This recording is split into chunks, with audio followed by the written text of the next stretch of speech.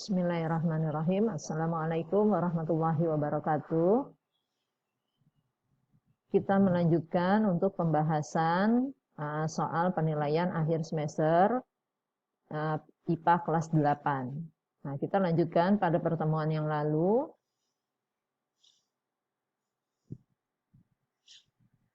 Nomor 11. Perhatikan gambar berikut. Ini merupakan gambar sebuah bandul sederhana. Dari gambar di atas, yang dimaksud satu getaran adalah, nah ini untuk satu getaran dimulai dari titik A. Jadi satu getaran itu gerak bolak-balik melalui titik seimbang. Jadi di sini dimulai dari A ke O, ke B, kemudian ke O, lalu kembali lagi ke A. Itu yang disebut dengan satu getaran. Gerak dari A ke O, ini disebutnya gerak seperempat getaran. Dari A ke O ke B, itu setengah, kemudian A, O, B, O, itu adalah 3/4 getaran. Jadi jawabannya adalah nomor 12. Pada sebuah getaran berlaku, semakin besar periode getaran, semakin kecil frekuensinya. Waktu untuk membuat satu getaran sempurna disebut periode. Frekuensi getaran berbanding terbalik dengan periodenya. Getaran yang memiliki amplitudo besar, maka periodenya juga besar. Pernyataan yang benar ditunjukkan oleh nomor.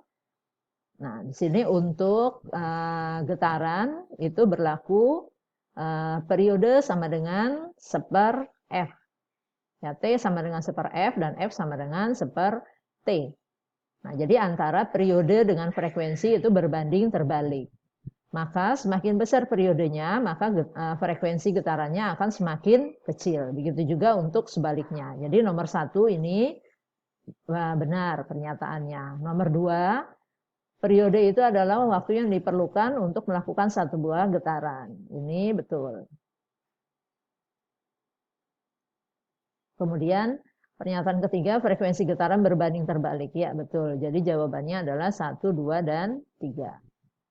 Nomor 13. Sebuah bandul sederhana bergetar selama 50 kali dalam waktu 5 sekon. Frekuensi getaran bandul tersebut adalah, nah ini untuk frekuensi getaran.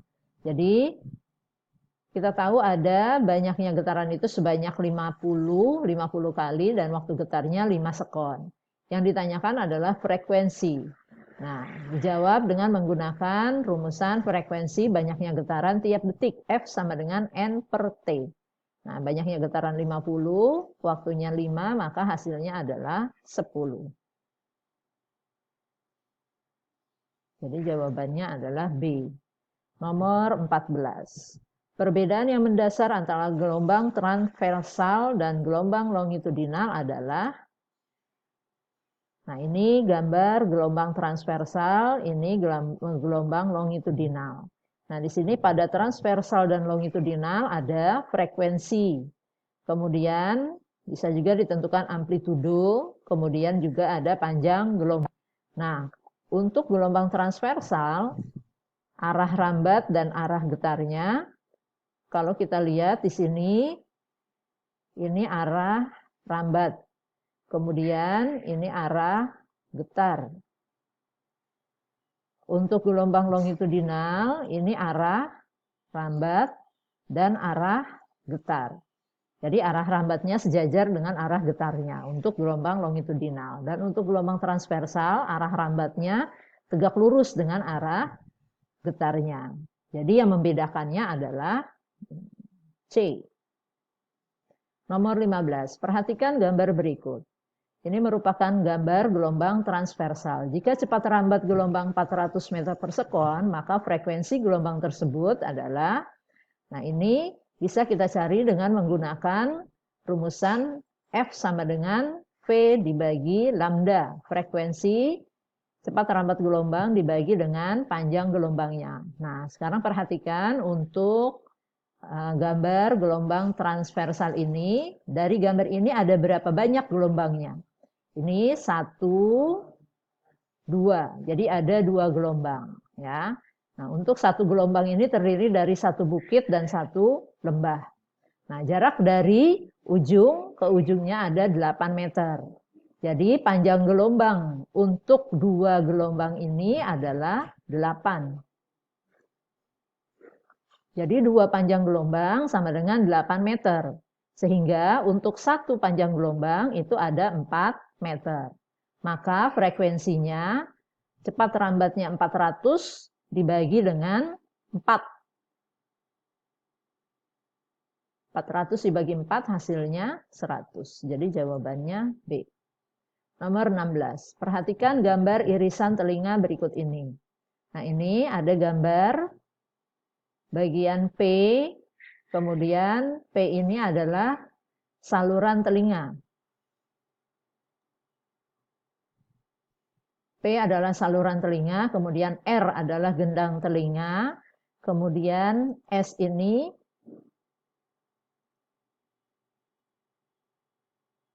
saluran eustachius, dan T-nya adalah saluran setengah lingkaran. Jadi, secara berturut-turut disebutkan gendang telinga, yaitu R. Kemudian saluran eustachius itu adalah S, dan saluran setengah lingkaran adalah T. Jadi jawabannya adalah C. Perhatikan beberapa pernyataan berikut. Yang merupakan syarat terdengarnya bunyi oleh telinga manusia adalah ada sumber bunyi. Betul, adanya sumber bunyi. Kemudian frekuensi getaran lebih dari 20.000 Hz. Apakah betul?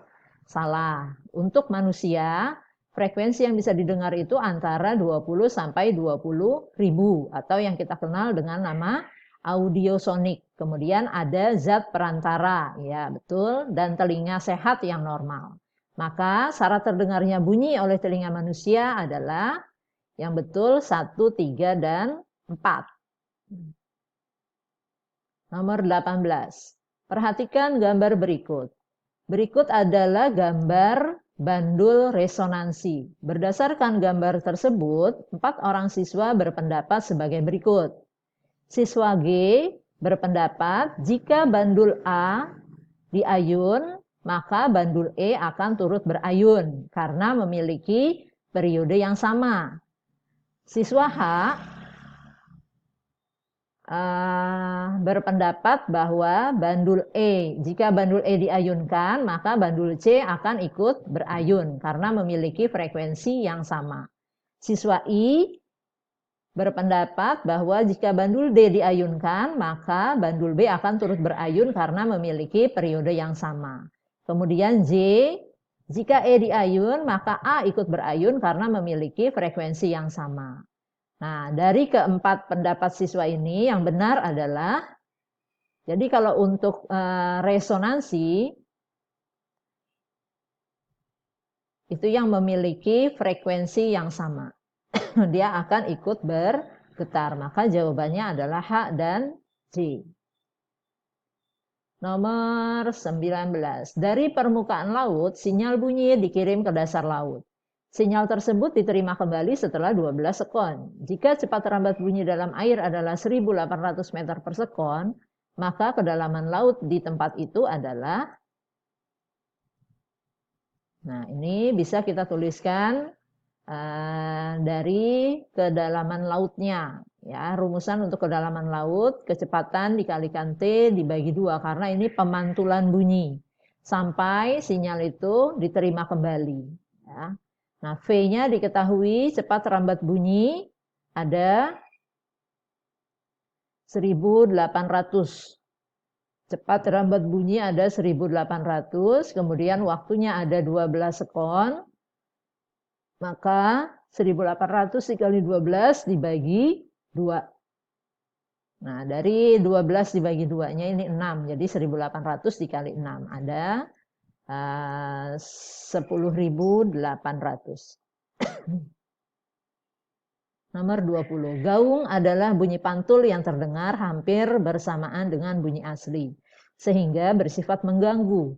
Gaung dapat diatasi dengan cara, nah, bedanya gaung dengan gema. Nah, untuk gaung di sini bunyi pantul yang terdengar hampir bersamaan. Kalau gema itu bunyi pantul yang terdengar setelah bunyi asli. Nah, untuk mengatasi adanya gaung ini dilakukan dengan melapisi dinding dengan zat yang dapat meredam bunyi. Jadi jawabannya adalah C. Demikianlah untuk pembahasan materi kita kali ini. Semoga dapat dimengerti dan dapat bermanfaat untuk kalian. Insya Allah nanti akan kita lanjutkan untuk pembahasan selanjutnya. Terima kasih. Wassalamualaikum warahmatullahi wabarakatuh.